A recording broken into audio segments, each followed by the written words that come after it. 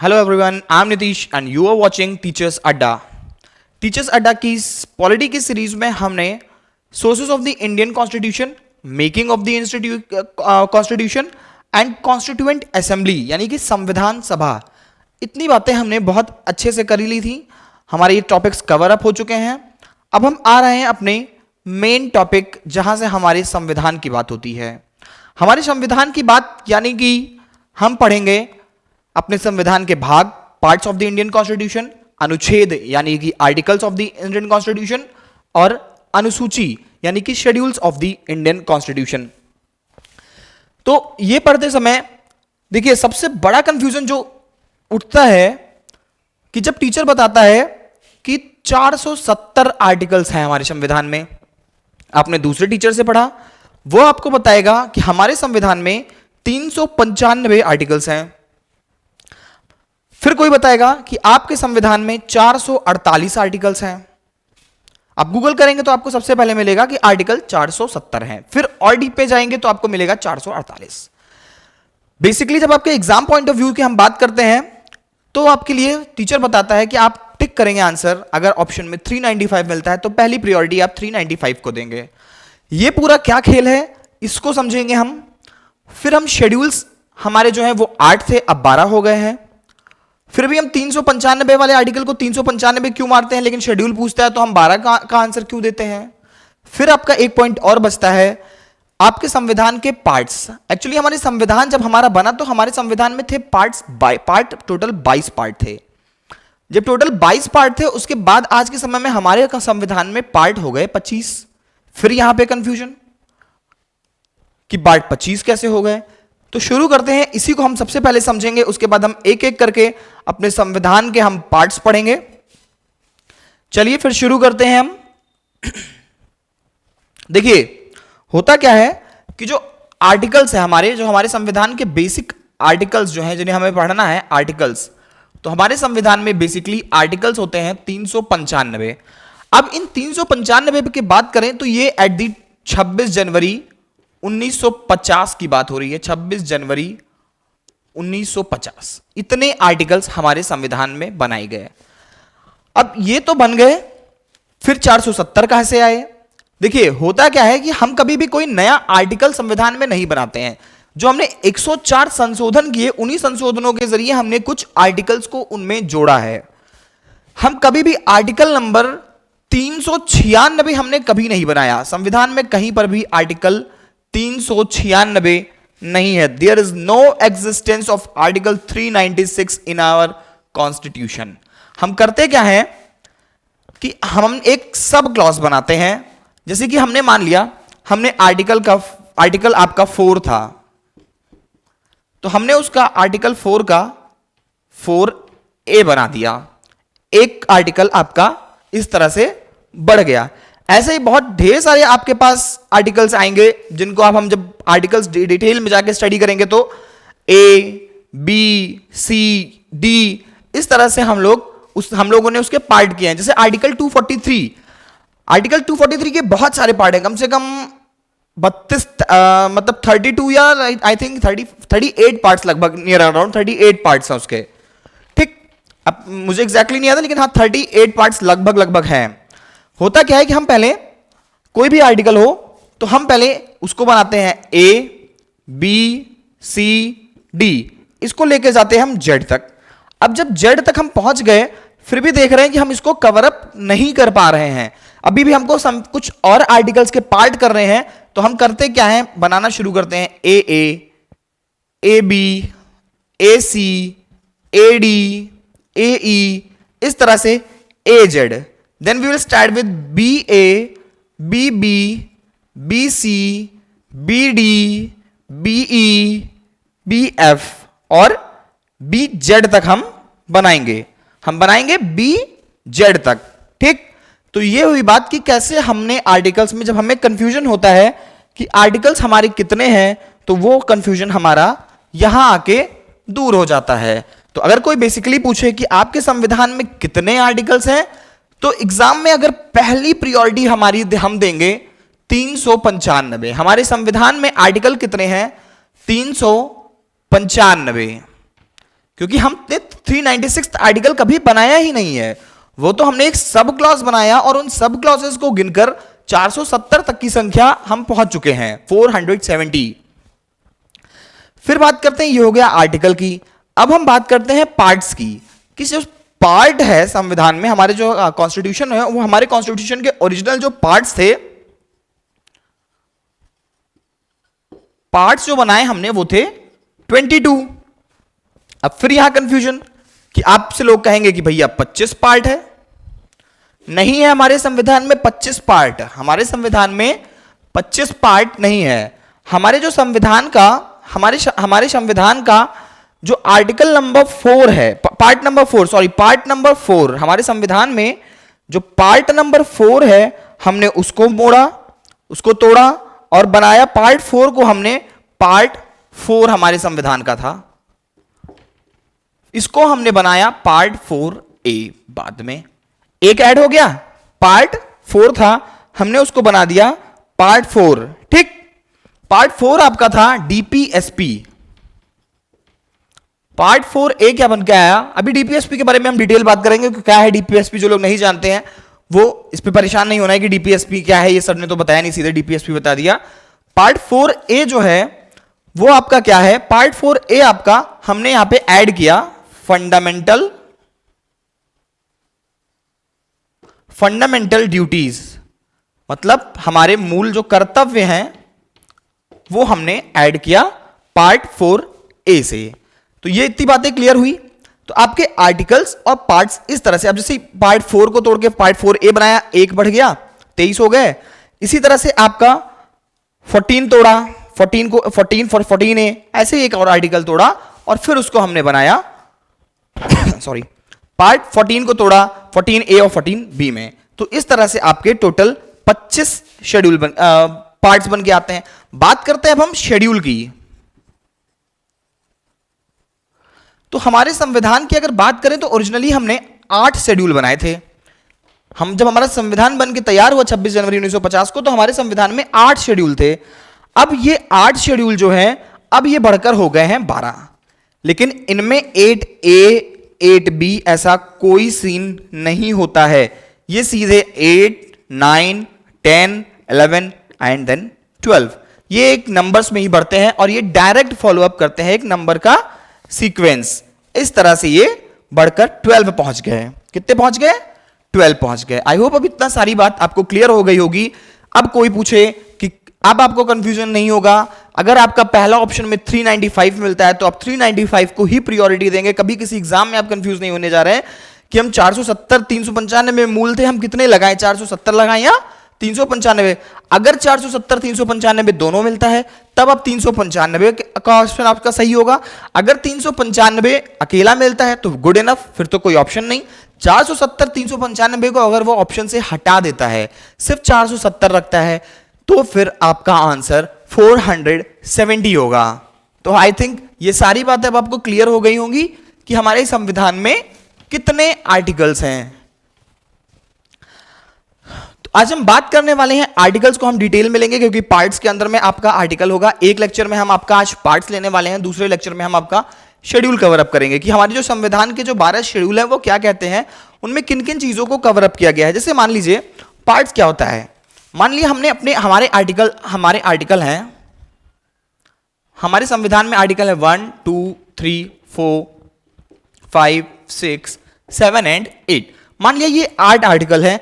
इन्हीं को जब हम एक ग्रुप में बांध देते हैं, ऐसे एक ग्रुप इनका बना दिया, एक ग्रुप इनका बना दिया, तो ये क्या, जो ग्रुप ऑफ आर्टिकल्स जब बन के आते हैं तो क्या बन के आता है? बन के आता है आपका part of the Indian constitution. ठीक है, क्लियर? समझ में आया कि आर्टिकल 395 क्यों है, शेड्यूल जो है हमारे वो 12 क्यों हैं, और जो हमारे पार्ट हैं वो 22 कैसे हैं और उसको 25 क्यों कहते हैं। ये सारी बातें क्लियर हुई। चलिए, अब कंफ्यूज नहीं होना, ये बहुत बड़ा कंफ्यूजन का पॉइंट रहता है सबके मन में। तो हमारे संविधान में 395 आर्टिकल्स, 22 भाग और 12 अनुसूची यानी कि शेड्यूल्स हैं। बात करेंगे अब हम पार्ट्स की। तो हम हम मेन जो आर्टिकल्स हैं वो भी उनमें आपको बताते चलेंगे, साथ ही साथ फिर हम एक डिटेल स्टडी करेंगे एक एक आर्टिकल की कि कौन सा आर्टिकल क्या कहता है, क्योंकि वो भी आपकी चीजें, कुछ आर्टिकल्स इंपॉर्टेंट हैं जो आपके एग्जाम में डायरेक्ट आर्टिकल्स उठा के पूछे जाते हैं कि हाँ ये आर्टिकल क्या कहता है, क्या कवर अप करता है ये आर्टिकल। तो इसलिए हमें आर्टिकल्स पढ़ना भी इंपॉर्टेंट है, तो हम आगे चलकर कुछ आर्टिकल्स को भी कवर अप करेंगे। Good enough. चलिए फिर आगे बढ़ते हैं और बात करते हैं हम पार्ट्स की। तो हमारे संविधान का जो पहला भाग है वो है क्षेत्रफल की बात करता है, संघ एवं इसके राज्यों की, मतलब ये बात करता है संघ एवं राज्य, जो इसका मेन पॉइंट है वो बात करता है स्टेट एंड इट्स यूनियन की, यूनियन एंड इट्स स्टेट्स की, संघ एवं उनके राज्य, यूनियन एंड इट्स स्टेट्स की बात करता है। पार्ट 1 ये कहता है India shall be a group of, जो India shall be a union of states, जो हमारा भारत देश है या एक यूनियन होगा स्टेट्स का, मतलब ग्रुप ऑफ स्टेट्स होंगे इनमें, ये इंडिया कुछ अकेला कुछ भी नहीं है, इसमें छोटे छोटे राज्यों का एक संघ है हमारा भारत। ये कहता है आपका पार्ट 1। अब पार्ट 1 जो है वो आपका कवर करता है आर्टिकल 1 to 4, जो आर्टिकल 1 to 4 है वो कवर करता है पार्ट 1। क्या कहा गया है इसमें आर्टिकल 1 to 4 में, इसमें एक नया राज्य बनाने, क्या है राज्य, क्या है भारत, इसकी बात की गई। फिर पार्ट 1 में, आर्टिकल 1 में, फिर उसके बाद बताया गया कि admission of a new state, कि कैसे किसी राज्य को बनाया जाएगा, कैसे किसी राज्य को नए राज्य का एडमिशन मिलेगा, कैसे हम किसी राज्य की बाउंड्रीज वगैरह चेंज कर सकते हैं, ये सारी बातें आपके आर्टिकल 1 to 4 में की गई है। जब हम बात करेंगे पार्ट 2 की, तो पार्ट 2 जो है आपका वो बात करता है नागरिकता की, यानी कि सिटीजनशिप की। पार्ट 2 जो है वो बात करता है नागरिकता की यानी कि सिटीजनशिप की, और आर्टिकल कवर करता है 5 to 11, आर्टिकल कवर करता है 5 to 11। अब 5 to 11 जो आर्टिकल ये कवर करता है उसमें क्या होता है कि ये जो सिटीजनशिप की तो बात करता है, लेकिन ये citizenship at the time of independence की बात करता है कि हमारे जब हम आजाद हुए थे तो हमारे देश में किसको किसको सिटीजनशिप किस किस बेसिस पे दी गई थी। जो पाकिस्तानी थे वो भी, उनको भी हमने सिटीजनशिप दी थी, जो बाहर से आए थे हमने उनको भी सिटीजनशिप दी थी, जो 15 साल से पहले से रह रहे थे भारत में उन सबको हमने सिटीजनशिप दी थी। तो ये उन सारी चीजों के बारे में बात करता है कि हमारे देश में जब at the time of independence हमने लोगों को कैसे कैसे नागरिकता दी थी। तो नागरिकता का जो कानून है या जो अधिनियम है, जो आर्टिकल जिसके तहत आपके यहाँ नागरिकता दी गई थी, तो वो आर्टिकल होंगे 5 to 11, जिसके बारे में हम डिटेल से पढ़ेंगे। आपका पार्ट 3 बहुत इंपॉर्टेंट है, पार्ट 3 बहुत इंपॉर्टेंट है, बहुत सबसे ज्यादा। आपके यूपी टेट का एक क्वेश्चन अभी से याद आया, पिछली बार ही आपके यूपी टेट का एक क्वेश्चन था, यूपी टेट में आया हुआ क्वेश्चन है कि मूल आपकी नागरिकता, संविधान के किस भाग में नागरिकता की बात की गई है, यानी कि सिटीजनशिप की बात किस भाग में की गई है। तो सिटीजनशिप की बात आपके भाग 2 में की गई है, यह आपके पिछले ईयर का क्वेश्चन था। तो अगर पिछली बार पार्ट 2 पूछा था तो इस बार क्यों नहीं आपसे पार्ट 3 पूछ सकता है, क्योंकि पार्ट 3 उससे भी ज्यादा इंपॉर्टेंट है कॉम्पिटिटिव पॉइंट ऑफ व्यू से। एसएससी वगैरह बहुत पूछता है, बहुत कई बार एग्जाम्स में दे चुका है, तो आपसे पार्ट 2 पूछने के बाद हो सकता है इस बार पार्ट 3 पूछ लिया जाए। तो पार्ट 3 की अगर हम बात करें तो पार्ट 3 कवर करता है आपका फंडामेंटल राइट्स, बहुत इंपॉर्टेंट चीज, फंडामेंटल राइट्स कवर करता है आपका संविधान का पार्ट 3। अब क्या होता है हमारे देश में, हमें सिक्स फंडामेंटल राइट्स दी गई हैं, जो कि हम जब फंडामेंटल राइट्स पढ़ेंगे तब डिटेल में पढ़ेंगे। अभी बेसिकली इतना जानिए कि हमारे देश में 6 फंडामेंटल राइट्स दी जाती हैं, जिनका वायलेशन होने पे हम कोर्ट जाकर क्लेम कर सकते हैं, मुकदमा कर सकते हैं, लड़ सकते हैं कि इन्होंने हमारे हितों को, हमारा जो भारत में हम रहते हैं, हमें जो अधिकार मिले हैं उनका हनन हुआ है, और वो हम केंद्र सरकार, राज्य सरकार, किसी विशेष विभाग के द्वारा हनन हुआ है, जिसके द्वारा भी हमारे विशेष अधिकारों का हनन हुआ है, हम उसके ऊपर जाकर एक मुकदमा कर सकते हैं। और ऐसा एक नहीं 1000 बार हमारे देश में हो भी चुका है कि हमारे जब राइट वायलेशन हुआ है बेसिक राइट्स का, तो हम कोर्ट गए हैं और हमने वहां से अपना हक प्राप्त किया है, वहां पर गवर्नमेंट गलत साबित हुई है और हमें अपना हक दिया गया है। तो पार्ट 3 जो है आपका वो कवर करता है फंडामेंटल राइट्स को, जो कि आपका है आर्टिकल 12 से 35, 12 to 35, आर्टिकल 12 to 35 आपका है मूल अधिकार। फिर आपका आता है पार्ट 4, बहुत ही इंपॉर्टेंट रहने वाला है, इवन ये कॉम्पिटिटिव पॉइंट ऑफ व्यू से भी बहुत इंपॉर्टेंट है। पार्ट 4 जो आपका है नीति निदेशक तत्व। नीति निदेशक तत्व क्या है? नीति निदेशक तत्व को इंग्लिश में बोलते हैं, शॉर्ट फॉर्म में बोलते हैं डीपीएसपी। डीपीएसपी क्या होता है? डीपीएसपी डायरेक्टिव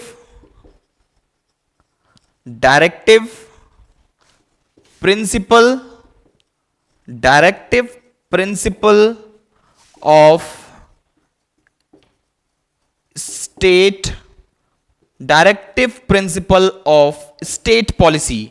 डीपीएसपी यही है, directive principle of state policy. अब किस बारे में बात करता है डीपीएसपी, इसको हम डिटेल नहीं जानेंगे क्योंकि इसको हमको आर्टिकल्स के अंडर में आगे पढ़ना है। अभी हम इसका एक बेसिक समझते चलते हैं कि होता क्या है। अगर हम आपको पार्ट्स बता रहे हैं तो ऐसे बताते चलें कि ये होता है तो फिर कोई मतलब नहीं रह जाएगा। बेसिक समझिए क्या होता है डीपीएसपी। जब हमारा संविधान बना तो सारे कानूनों को, नियमों को बनाकर उसी वक्त लागू कर देना हमारे देश उस स्थिति में नहीं था कि हम एक एक कानून बना के और तुरंत का तुरंत लागू कर सकें। तो इसमें जो directive principle of state policy यानी कि जो आपका पार्ट 4 है, उसमें यह निर्देशित कर दिया गया था कि फ्यूचर में अगर कोई नियम, कायदा, कानून कोई स्टेट्स बनाते हैं या सेंटर बनाती है, या फिर किन किन चीजों के लिए स्टेट्स किन किन सर्विसेज के लिए उत्तरदायी होगा, किन किन सर्विसेज के लिए उत्तरदायी होगा अपने स्टेट्स में। जब वो रूल्स एंड रेगुलेशंस बनाएगा तो उन्हें किन किन चीजों का फॉलो करना। ऐसे थोड़ी ना कि आप जो बन करे वो रूल बना दो, उनको भी डायरेक्टिव प्रिंसिपल्स लाके कैसे रूल बनाना है, किन किन चीजों को लेकर रूल बनाना है, किन किन सर्विसेज को प्रोवाइड करने के लिए रूल बनाना है, इसके बारे में एक जनरल एक इंफॉर्मेशन दे दी गई थी कि इसके बाहर जाकर आप कोई भी कार्य नहीं कर सकते हैं।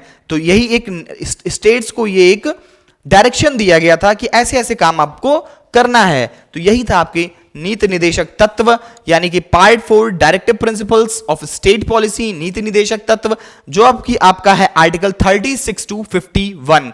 आर्टिकल 36 टू 51 है आपका डीपीएसपी। नेक्स्ट बढ़ते हैं और फिर बाद में जैसे मैंने आपको बताया कि इसमें बाद में एक संशोधन के जरिए पार्ट 4A बनाया गया। पार्ट 4A एक जो है आपका बनाया गया, वो भी एक संशोधन से बनाया गया था। और उस पार्ट 4A के जरिए क्या जोड़ा गया, आपको पार्ट 3 में फंडामेंटल राइट्स मिले थे। आपको देश कुछ राइट्स देता है, आपको कुछ अधिकार देता है, तो यानी कि इस देश के प्रति आपके कुछ कर्तव्य भी होने चाहिए। इस देश के प्रति आपके कुछ कर्तव्य भी होने चाहिए कि कैसे होना है, क्या होना है, इस बारे में भी बात होनी चाहिए थी। तो पार्ट 4A से ही हमने उठाया और ऐड कर दिया आपके कुछ मूल कर्तव्य। अब वो फंडामेंटल ड्यूटीज बेसिकली 11 होती हैं। अब वो बेसिक 11 सारी की सारी हम कवर करेंगे जब हम पढ़ेंगे संविधान का आर्टिकल नंबर 51A। जब हम पढ़ेंगे तो हम अच्छे से बताएंगे आपको कि कौन कौन सी वो 11 ड्यूटीज हैं, कौन सी वो 6 राइट्स हैं, ये सारी बातें करेंगे हम अपने आगे आने वाले लेक्चर्स में।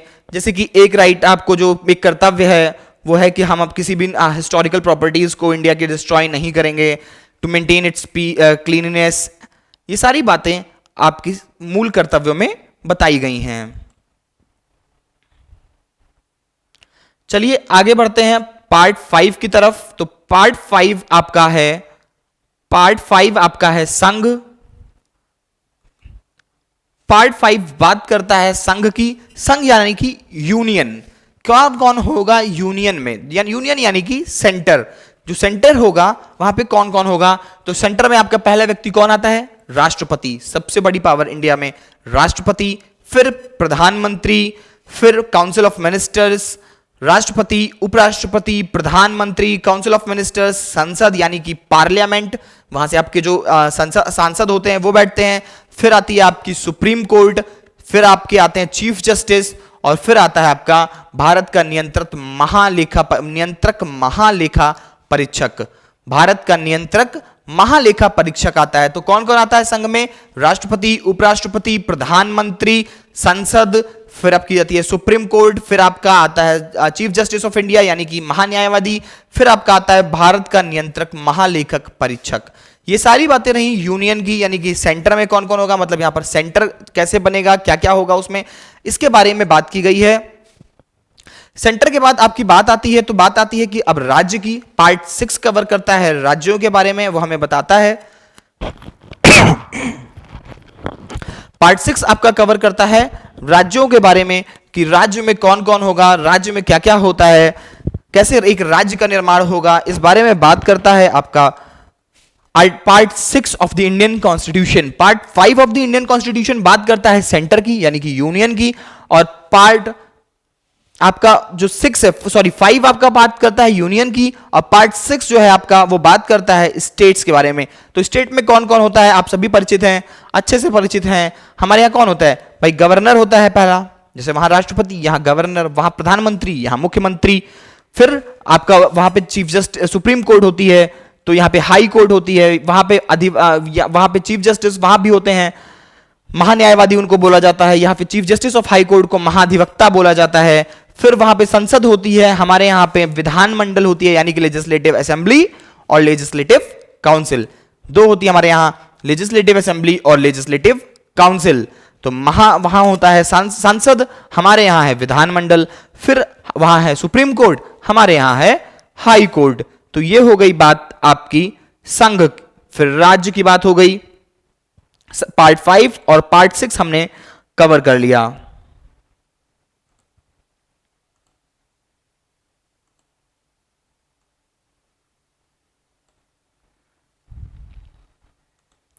चलिए बात करते हैं अब हम संविधान के भाग 7 की। क्या कहता है आपका संविधान का भाग 7? देखिए, जब हमारा देश आजाद हुआ तो हमारे देश में 28 राज्य नहीं हुआ करते थे। पहली बात तो ये कि जिस टाइम पे हमारा देश आजाद हुआ उस टाइम पे हमारे यहाँ 28 राज्य नहीं हुआ करते थे, मात्र 14 से 15 फ्री राज्य थे। बाकी सब के सब एक स्पेशल राज्य का दर्जा देकर उनको बनाया गया था, भारत में एक स्पेशल दर्जा देकर ऐड किया गया था।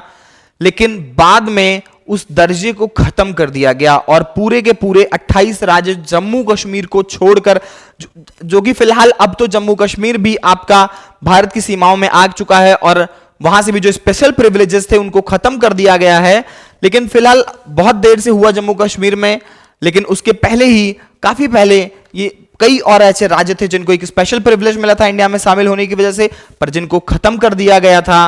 और वही है आपका, बात करता है आपका जो पार्ट 7 है वो बात करता है प्रथम अनुसूची के भाग खा के राज्य, मतलब जो फर्स्ट शेड्यूल में पार्ट बी के जो राज्य हैं उनकी बात करता है आपका पार्ट नंबर 7। पार्ट नंबर 7 एकमात्र ऐसा पार्ट है जिसे अब भारत के संविधान से हटा दिया गया है। तो आपके लिए एक बहुत इंपॉर्टेंट क्वेश्चन बन सकता है कि कौन सा पार्ट है संविधान, which part of the constitution has been eradicated और removed from the Indian constitution. तो आपका आंसर होगा part 7 of the Indian constitution has been removed from the Indian constitution. Part 7 को भारत के संविधान से पूरी तरह से निष्कासित कर दिया गया है, खत्म, अब ये नहीं है। फिर बात करते हैं हम पार्ट 8 की। तो पार्ट 8 आपकी बात करता है केंद्रीय सत्ता, संघ प्रदेश और केंद्रीय सत्ता यानी कि संघ प्रदेश यानी कि यूनियन टेरिटरीज की। क्या होती है यूनियन टेरिटरीज?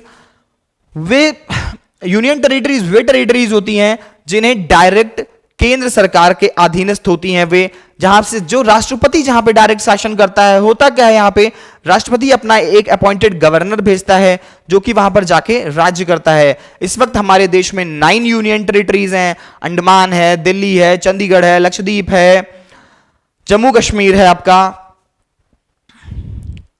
पौंडीचेरी है। तो ऐसे कुल मिला के आपके यहां 9 यूनियन टेरिटरीज हैं। तो ये यूनियन टेरिटरीज, अभी रिसेंटली सीटेट में एक क्वेश्चन आ गया था, काफी लोगों ने, जो कि देखिए हम हाई हाई चीजें पढ़ लेते हैं, बेसिक्स को छोड़कर चलते हैं। यही हुआ अभी इसी साल 2000 जो आपका लास्ट सीटेट हुआ 2020 में, उसमें एक क्वेश्चन आ गया था कि which of the following is not an union territory. शायद यही क्वेश्चन था, which of the following is not an union territory. हाँ, यही क्वेश्चन था। और ऑप्शंस मुझे एग्जैक्टली याद नहीं है, उसमें 3 नाम रख दिए गए थे यूनियन टेरिटरीज के, एक नाम रख दिया गया था स्टेट का, शायद गोवा ऑप्शन था स्टेट में, आई होप सो, पर मुझे एग्जैक्टली क्लियर नहीं है। पर हाँ, क्वेश्चन ये आया था और वहां पर बच्चे गलत कर देते हैं। तो आपको यूनियन टेरिटरीज के सभी नाम विद कैपिटल भी याद रखना पड़ेगा, जो कि आगे हम किसी लेक्चर में जरूर लेंगे, क्योंकि जब बात करेंगे यूनियन टेरिटरीज की तो एक एक टेरिटरी का डिस्क्रिप्शन तो हमें लेना ही पड़ेगा। तो हम बात करेंगे यूनियन टेरिटरीज की। तो अभी फिलहाल आपका अंडमान है, आपका जम्मू कश्मीर है, दिल्ली एक नेशनल कैपिटल टेरिटरी है, एकमात्र है जो कि राष्ट्र की कैपिटल भी है, वहां पर डुअल फॉर्म ऑफ गवर्नमेंट चलती है, वहां पे इलेक्शंस हो गए, गवर्नमेंट भी चलाते हैं और साथ ही साथ वहां पे जो केंद्रीय सत्ता है यानी कि सेंट्रल गवर्नमेंट के भी पावर्स चलते हैं दिल्ली में। बाकी आपका चंडीगढ़ है, लक्षद्वीप है, अंडमान है, पुडुचेरी है, ये सारी आपकी यूनियन टेरिटरीज हैं। उसके बाद जो आपका आता है पार्ट 9, पार्ट 9 में हम बात करते हैं पंचायती राज की। पंचायती राज की हम बात करते हैं पार्ट 9 ऑफ द कॉन्स्टिट्यूशन में। इसको बाद में जोड़ा गया था संशोधन से। किस संशोधन से जोड़ा गया था, कब जोड़ा गया था, कैसे जोड़ा गया था, ये जब हम पार्ट 9 पढ़ेंगे तब बताएंगे आपको। पार्ट 9 जो पंचायती राज है, गांवों में जो पंचायतों का गठन किया गया था, ये आपका पार्ट 9 के थ्रू कवर अप किया जाता है। फिर बात करते हैं हम पार्ट 9A की। तो शहरों में जैसे कि गांवों में पंचायतें बनती हैं, वैसे ही शहरों में म्युनिसिपल कॉर्पोरेशंस या नगर पालिका का गठन किया गया होगा। जो बाजार वाले क्षेत्र होते थे, जो हल्का शहरी क्षेत्रों में आते थे, उनमें हम नगर पालिका को बनाया गया। नगर पालिका कार्य करती थी, वहां पर पंचायत नहीं होती थी। उसके बाद बात करेंगे हम पार्ट 9B की। जो आपका पार्ट 9B है, ये कवर अप करता है कोऑपरेटिव सोसाइटीज यानी कि सहकारी समितियों को। किसको कवर करता है? सहकारी समितियों को। अब समझिए कि क्या होती हैं सहकारी समितियां। सहकारी समितियां वे समितियां होती हैं जो कि मोस्टली रूरल एरियाज यानी कि गांवों में बनाई जाती हैं। कहां बनाई जाती हैं सहकारी समितियां? सहकारी समितियां मोस्टली गांवों में बनाई जाती हैं। और क्यों बनाई जाती हैं सहकारी समितियां, ये बहुत इंपॉर्टेंट है। सहकारी समितियां किसी एक पिछड़ा वर्ग या जो ग्रामीण इलाका होता था वहां पर बनाई जाती थी, और वो भी एक इकोनॉमिक इंटरेस्ट को लेके। जैसे कि आप एक वो स्वयं सहायता समूह चला लीजिए। जो स्वयं सहायता समूह है, जो गांव में बहुत चला, बहुत लोग जो गांव से जुड़े होंगे उन्होंने नाम सुना होगा स्वयं सहायता समूह। तो वो क्या था? वो एक तरह की सहकारी समिति थी। ऐसी एक छोटी छोटी समितियां गांव में बनाई जाती हैं जो लोगों की एक इकोनॉमिक, मतलब कि पैसे, इकोनॉमिक यानी कि जो पैसों का लेन देन होता है उसको रिलेटेड अगर किसी की कोई जरूरत है तो उसमें हेल्प करती हैं। यही होती है आपकी सहकारी समितियां। ये मोस्टली रूरल या अंडर प्रिविलेज्ड एरियाज में बनाई जाती हैं, यानी कि गांवों में बनाई जाती हैं आपकी सहकारी समितियां। तो सहकारी समितियां आपके पार्ट 9B में कवर की गई। क्या होती हैं सरकारी सहकारी समितियां? सहकारी समितियां आपके संविधान में बनाई गई हैं, ये गांवों में बनती हैं, और साथ ही साथ किस चीज के लिए बनती हैं? एक दूसरे की हेल्प करने के लिए, इकोनॉमिकली बेसिस पे, यानी कि पैसों से रिलेटेड एक समूह बनाया जाता है। जैसे आपने एक एग्जांपल इसका दिया मैंने, स्वयं सहायता समूह, कि सब लोग थोड़ा थोड़ा पैसा एक समय पे जमा करते हैं, और फिर जब किसी को एक अचानक से किसी को मान लो पैसों की नीड आ गई तो वो यहां से पैसा उठा सकता है और अपना कार्य कर सकता है। बाद में इस पैसे की भरपाई उसे इस ग्रुप को करनी होती है। यही होता था आपके सहकारी समितियों में। ये हो गया आपका पार्ट 9B। पार्ट 10 की बात करें तो पार्ट 10 आपका कवर करता है scheduled tribes and scheduled areas को, यानी कि जो आपके पिछड़ा वर्ग एरिया आता है, मतलब पिछड़ी जाति के जो लोग हैं, शेड्यूल्ड ट्राइब्स जो है आपकी जंगलों में जो निवास करती हैं, उनकी बात करता है आपका शेड्यूल्ड ट्राइब। किसकी बात करता है शेड्यूल्ड ट्राइब?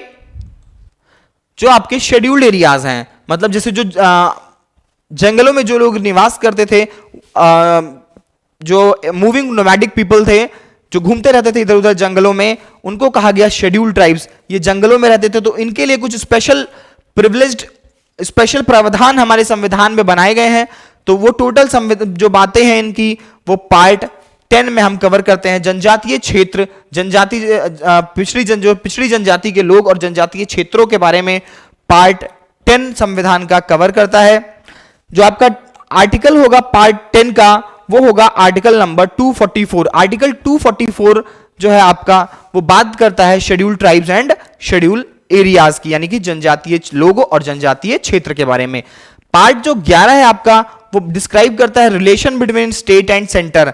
संबंध बताता है केंद्र और राज्य सरकार के मध्य, कि क्या संबंध होने वाला है केंद्र और राज्य सरकारों के मध्य, मतलब कि कौन सी सुविधाएं केंद्र सरकार प्रोवाइड करेगी राज्य सरकारों को, कैसी कैसी मदद करेगी केंद्र सरकार राज्य सरकारों को। डिवीजन ऑफ टैक्सेस, राज्य सरकार केंद्र सरकारों को कैसे हेल्प करेंगी, राज्य सरकार केंद्र सरकारों को क्या क्या देंगी, क्या क्या अधिकार जमा सकता है केंद्र राज्य सरकारों पे, ये सारी बातें आपकी आर्टिकल 11 में कवर्ड है, कि कैसा संबंध होगा केंद्र और स्टेट के बीच में।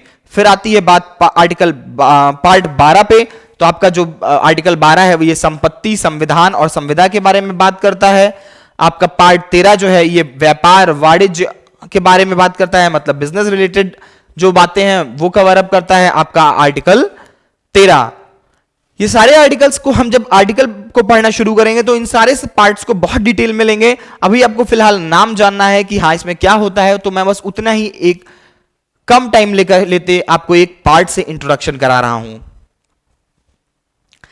फिर हम बात करेंगे पार्ट 14 की। तो पार्ट 14 बात करता है इक्वलिटी बिफोर लॉ, कि हमें कोई भी हो उसके अंदर कोई भी वो, मतलब अमीर हो गरीब हो, कास्ट क्रीड सेक्स कलर, इन सब मतलब काला है कि गोरा, इन सब चीजों को हटाकर, वो अमीर है कि गरीब, वो उच्च जाति का है कि पिछड़ी जाति का, इन सारी चीजों को हटा के संविधान के सामने या कानून के सामने हर व्यक्ति समान है, इस बारे में बात करता है आपका article number 14 equality before law की बात करता है। फिर आता है आपका आर्टिकल 14A। आर्टिकल 14A बात करता है अधिकरण की, यानी कि ट्रिब्यूनल की। जो आपका राज्य सेवा आयोग और संघ सेवा आयोग, संघ लोक सेवा आयोग और राज्य लोक सेवा आयोग, ये बात करता है आर्टिकल 14A कि आपके यहां जो राज्य में राज्य लोक सेवा आयोग जो बनेगा, संघ लोक सेवा आयोग कैसे बनेगा, इन सारी चीजों के बारे में बात करता है आपका आर्टिकल 14A। आई होप अभी तक के सारे पार्ट्स आप सभी को क्लियर होंगे। वैसे अभी आपको सिर्फ नाम जानना है, क्योंकि इसको डिटेल में हम पढ़ेंगे, तो अभी परेशान होने की जरूरत नहीं है कि ये हमको समझ में नहीं आया।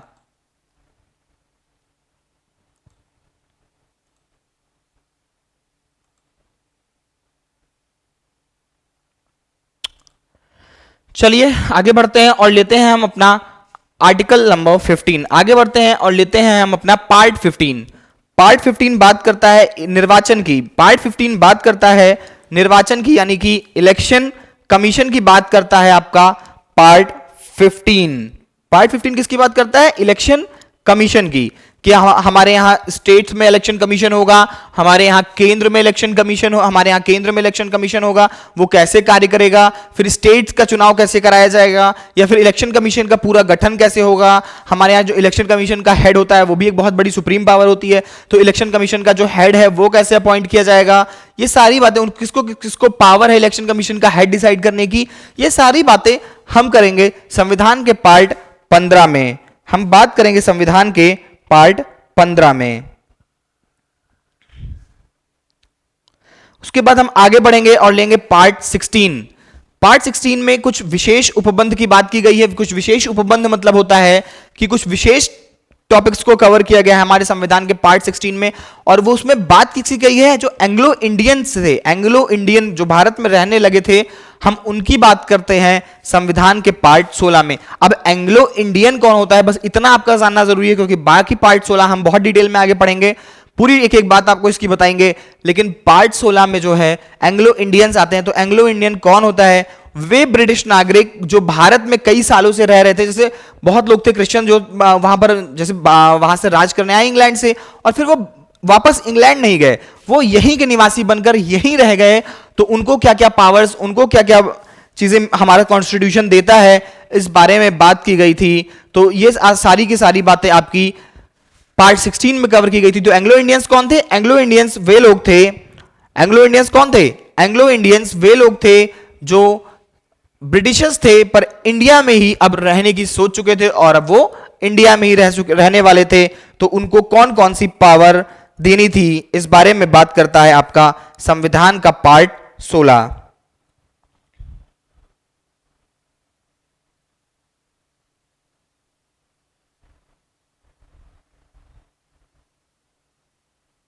फिर आगे बढ़ेंगे और लेंगे हम पार्ट 17। पार्ट 17 बात करता है आपकी भाषा के बारे में, भाषा या राजभाषा के बारे में बात करता है।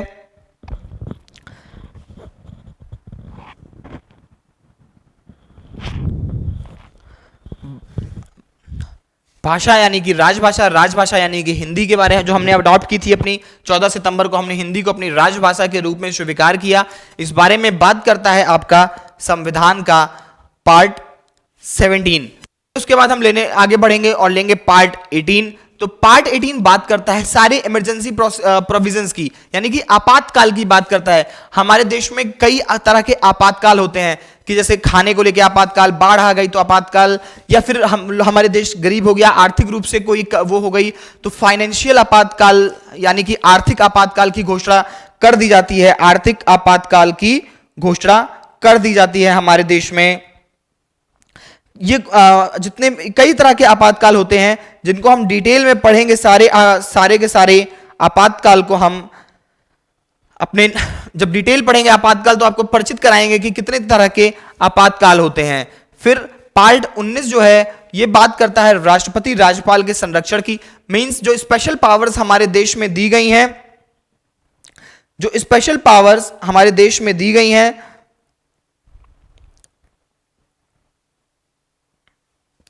जो स्पेशल पावर्स हमारे संविधान में दी गई हैं राष्ट्रपति राज्यपाल को, कि आप किसी को माफ कर सकते हैं, उसकी सजा को कम कर सकते हैं, इन सारे चीजों के बारे में बात करता है आपका संविधान का पार्ट 19।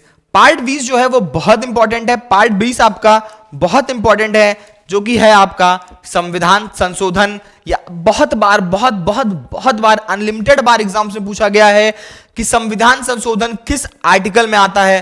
तो आपका आर्टिकल 368 यानी कि आर्टिकल 368 जो है आपका संविधान का आर्टिकल 368 कवर करता है संविधान संशोधन को, और जो कि संविधान का पार्ट 20 है।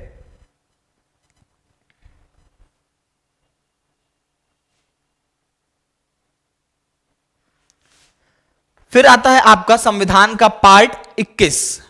संविधान के दो पार्ट आपके बचते हैं, पार्ट 21 और पार्ट 22। क्या कहता है पार्ट 21 और पार्ट 22?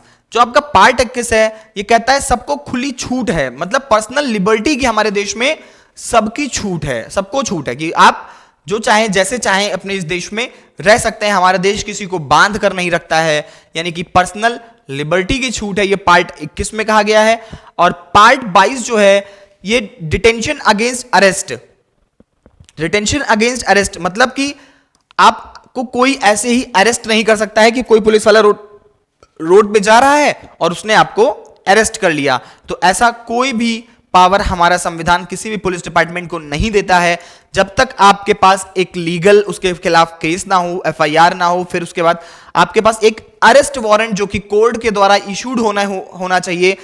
और आप अपना अगर कोई महिला है, सिपाही नहीं है, तो किसी महिला को अरेस्ट नहीं किया जा सकता है। ये सारे की सारी जो प्रोविजन है ये हमारा पार्ट 22 कहता है कि डिटेंशन अगेंस्ट अरेस्ट, मतलब कि अगर हमको कोई अरेस्ट करने वाला है तो हम उसको कैसे रोक सकते हैं, या फिर क्या क्या रूल रेगुलेशन है कि हम अपने अरेस्ट को रोक सकें, या फिर कैसे अरेस्ट कोई हमें नहीं कर सकता है, इस बारे में बात करता है आपके संविधान का पार्ट 22। तो ये रहे आपके टोटल के संविधान के 22 के 22 पार्ट जो कि मूल रूप से बनाए गए थे। अब 25 है जिनमें आपका 4 का 4A हो गया है, पार्ट का 9 जो आपका पार्ट 9 है संविधान का उसका 9A और 9B उसमें ऐड कर दिया गया। तो इस तरह से टोटल 25 आपके पार्ट हो चुके हैं संविधान के। हमने आपको 25 बता दिए हैं, लेकिन मूल रूप से आपके संविधान में सिर्फ और सिर्फ 22 पार्ट संविधान के होते हैं। आपको आज आई होप आपको काफी कुछ इंटरेस्टिंग लगा होगा, क्योंकि आर्टिकल्स के जो आपको कॉन्सेप्ट स्टार्टिंग में मैंने बताया वो आर्टिकल्स का कॉन्सेप्ट बहुत कंफ्यूजिंग है, बहुत सारे लोग कंफ्यूज रहते हैं। आई होप आज के बाद आप कंफ्यूज नहीं होंगे और आप दूसरों को बताएंगे कि कैसे आर्टिकल में 395 आर्टिकल कैसे होते हैं, 470 आर्टिकल कैसे होते हैं। ये बात आप ना कभी एग्जाम्स में गलत करेंगे, साथ ही साथ आप दूसरों को भी बताएंगे। तो इसी तरह पढ़ते रहिए। हम नेक्स्ट क्लास में कुछ और डिटेल में जाएंगे और डिटेल बातें करेंगे, शेड्यूल्स की बातें करेंगे, पार्ट्स का स्टडी, हमने आर्टिकल्स का स्टडी करेंगे अपने आगे आने वाले लेक्चर्स में। तब तक के लिए आप सभी घर पर रहिए, खुश रहिए, मस्त रहिए और पढ़ते रहिए।